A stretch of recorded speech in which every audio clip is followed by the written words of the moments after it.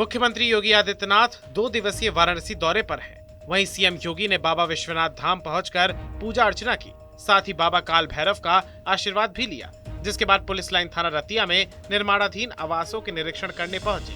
वहां सीएम योगी के इंतजार में खड़े बच्चों को चॉकलेट बांटी। उन्नाव पहुंचे डिप्टी सीएम केशव प्रसाद मौर्य ने आयोजित किसान मेला प्रदर्शनी समारोह में शामिल हुए और मेले में उत्पादों के स्टॉलों का अवलोकन किया। साथ ही लाभार्थियों को ट्रैक्टर की चाबी भेंट कर शुभकामनाएं दी और उन्होंने कहा कि उत्तर प्रदेश सरकार लगातार किसानों और कृषि के विकास के लिए हर स्तर पर काम कर रही है। आगे उन्होंने कहा, डबल इंजन की सरकार हमारे किसानों को कृषि की आधुनिक तकनीक और बीजों के साथ प्राकृतिक खेती के लिए प्रोत्साहित कर रही है, जिससे फसल अधिक से अधिक पैदा हो। लखनऊ व्यापारी सम्मान समारोह में पहुंचे रक्षा मंत्री राजनाथ सिंह ने 352 विकास परियोजनाओं का लोकार्पण किया। उन्होंने कहा कि विकास की पहली शर्त होती है कानून व्यवस्था को चुस्त दुरुस्त करना। उत्तर प्रदेश ने वो करके दिखाया है। इसके लिए मैं मुख्यमंत्री योगी आदित्यनाथ की प्रशंसा करता हूं। वहीं राहुल गांधी पर पलटवार करते हुए कहा कि देश के लोकतंत्र पर चर्चा देश की संसद में होनी चाहिए, न कि दूसरे देश में। कुछ लोग जानबूझकर देश को बदनाम कर रहे हैं। उत्तर प्रदेश की कानून और व्यवस्था कैसी है यह किसी को बताने की आवश्यकता नहीं है। केवल उत्तर प्रदेश ही नहीं बल्कि सारे हिंदुस्तान के लोग इस बात पे अच्छी तरह परिचित हैं। अब तक मैंने किसी न्यूज पोर्टल पर यह बात पढ़ा था कि उत्तर प्रदेश के बारे में पढ़ा था कि अब तक 63 मेरे भाइयों मेरे अंदर उत्सुकता जागृत हुई कि अब तक 63 का मतलब है। यूपी में विद्युत कर्मचारियों की हड़ताल से खड़े हुए बिजली संकट पर मुख्यमंत्री योगी के आवास पर बिजली समस्या और कर्मचारियों की हड़ताल को लेकर बैठक हुई।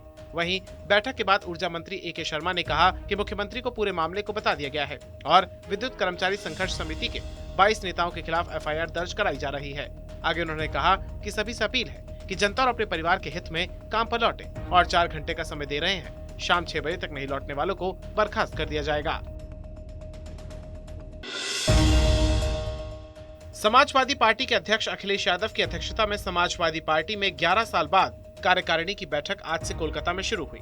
इस बैठक में अगले साल होने वाले लोकसभा चुनाव में चुनावी रणनीति को लेकर विचार विमर्श किया जाएगा। इसके अलावा इस साल 3 राज्यों में होने वाले विधानसभा चुनाव को लेकर भी पार्टी की रणनीति तय की जाएगी। डिप्टी सीएम ब्रिजेश पाठक लखनऊ पहुंचे। उन्होंने रक्षा मंत्री राजनाथ सिंह का 352 विकास परियोजनाओं का लोकार्पण करने पर धन्यवाद किया और उन्होंने कहा कि लखनऊ का चौतरफा विकास हो रहा है और बड़ी संख्या में फैक्ट्रियां भी लग रही हैं। वहीं आगे उन्होंने विपक्ष पर पलटवार करते हुए कहा कि समाजवादी पार्टी का उत्तर प्रदेश से जनाधार खत्म हो चुका है। जब जब सपा की सरकार रही है तब तब माफियाओं को संरक्षण देती रही है। आगे उन्होंने कहा कि अब उत्तर प्रदेश के लोग कभी भी सपा को प्रदेश में नहीं आने देंगे। बनर्जी हो या अखिलेश, ये जो लामबंद हो रहे हैं पर्दे के कोई पीछे, फर्क नहीं पड़ेगा। समाजवादी पार्टी का जनाधार उत्तर प्रदेश में लगभग समाप्ति की तरफ है। 2022 में कह सकता हूँ दिग्भ्रमित करके उन्होंने सबको जोड़ जाड़ करके काम किया था। असलियत लोग जान चुके हैं। उनके पास कोई नीति और एजेंडा नहीं, कोई विजन नहीं है प्रदेश का। और जब जब सपा उत्तर प्रदेश सत्ता में रही है हमेशा गुंडे माफिया मवाली, मैं कह सकता हूँ कि बहू बेटियों की तरफ बुरी नजर से देखने वाले लोग, प्लाट मकान दुकान कब्जा करने वाले लोग सत्ता पर काबिज रहे या सत्ता पर संरक्षण उनको मिलता रहा है।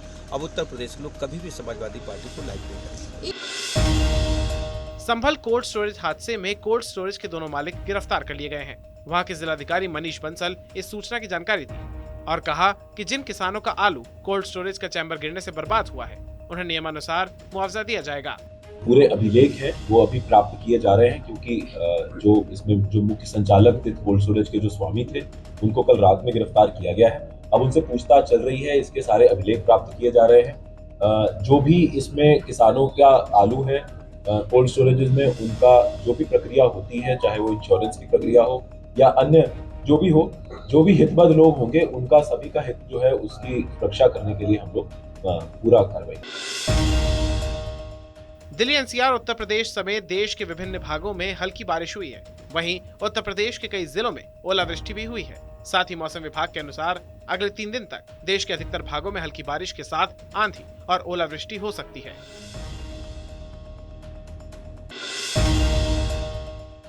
पशु चिकित्सा विज्ञान में आयुर्वेद के महत्व को समझने के लिए ऋषिकुल आयुर्वेद कॉलेज में सेमिनार आयोजित किया गया, जिसमें देश भर के कई स्थानों से पशु चिकित्सा और विज्ञान के विशेषज्ञ पहुंचे हैं। वहीं 3 दिन चलने वाले सेमिनार में कई शोध पत्र भी बांटे जाएंगे, जिसके बाद पशु चिकित्सा में आयुर्वेद पद्धति से इलाज करने के लिए सिलेबस तैयार करने को चर्चा होगी।